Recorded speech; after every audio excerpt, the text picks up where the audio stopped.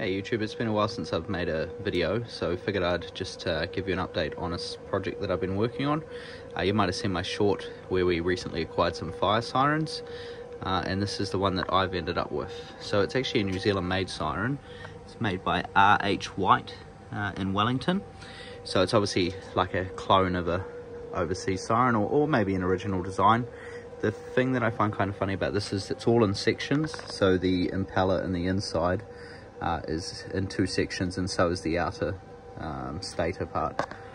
So what I'll do now is I've got it hooked up to a VFD. It's a very underpowered VFD, so it's not going to be running that fast, but at the same time it's 8 o'clock at night, so yeah, bear with me, I'll get it started, and yeah.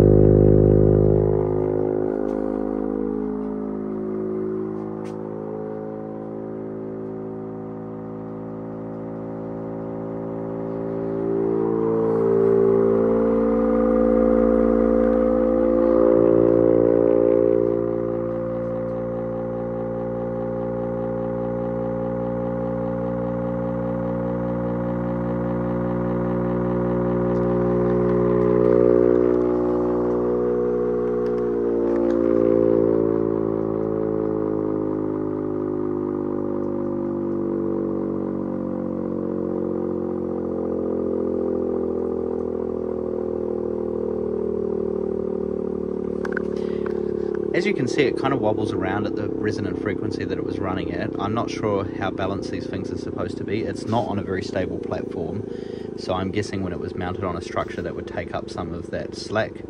I'll need to get a proper size VFD before I run this up full speed. It's not only that I was trying to be quiet tonight, the VFD just cannot run it any faster. The problem is this is a single phase to three phase inverter, but it's 220 both ways, so 220 in to 220 out. I need to run this motor at 380 volts.